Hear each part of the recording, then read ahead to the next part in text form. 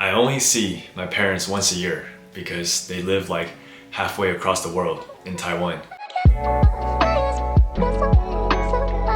If you're new here, I'm Jeffrey, physical therapist for 7 years, and welcome to Life of a Taiwanese PT living in Houston. Last week was a boring week, but this week was the complete opposite. It was hectic. In this video, my dad came to visit for a day. I celebrated Valentine's Day and my wife's birthday, and I went on my longest run ever. Nothing special really happened at work this week. I think the only special thing was being able to eat my wife's meal prep this week. She cooked Vietnamese chicken curry and it was the bomb. It was so good. The meat, tender, everything just went well together. Both my parents live in Taiwan, and last time my dad was here was back in 2022 when I got married, and the last time I saw my dad was back in 2023 when I went back to visit with my wife. I haven't seen him in like over a year, and I do talk to him weekly, but of course that's nothing like seeing him in person and being able to spend time with him. As we grow older, we typically see our parents less and less, and it's definitely sad. It's sad seeing them grow old in front of our eyes. I'm almost the age that my mom was when she brought us here to the United States. And that's kind of crazy to think about. Anytime I see my parents, I definitely make the most out of it and try to treasure it as much as I can.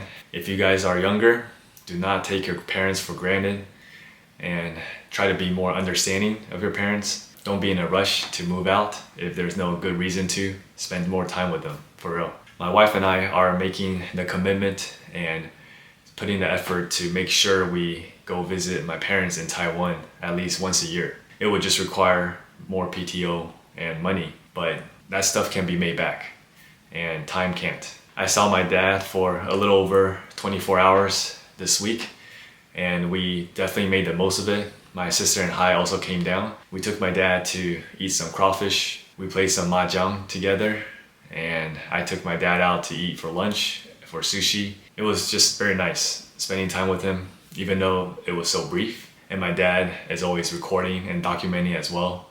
I'm pretty sure that's where I got it from. For Valentine's Day at work, we each had a card with our name on it posted in the office, and everyone went around and wrote one word or a couple words to describe that person, and this was mine.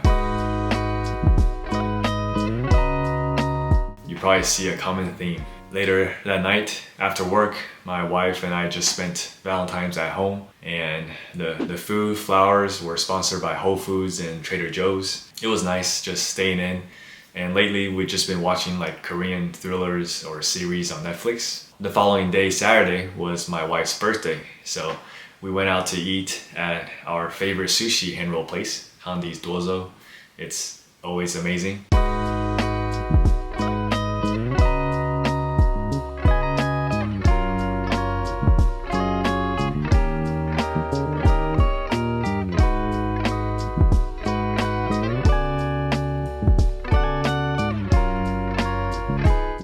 Make a wish.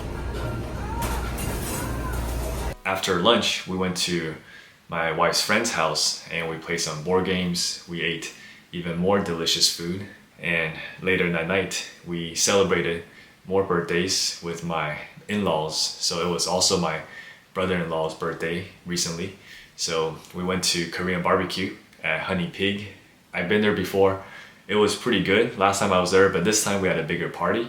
So the service was pretty bad and the food was okay.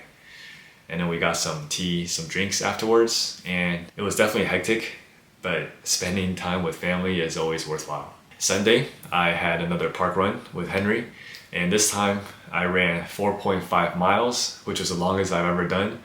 Prior to that, it was like 4 miles. So for 4.5 miles, my pace was 11 minutes and 7 seconds. The weather was more chilly, so maybe that made it definitely more bearable. I just can't believe I was running for almost an hour, which is crazy. That will wrap up this week's vlog. If you guys made it this far, be sure to give it a thumbs up. And if you missed last week's vlog, be sure to click here to see my typical boring week. As always, thank you guys for watching, and don't forget to move and improve.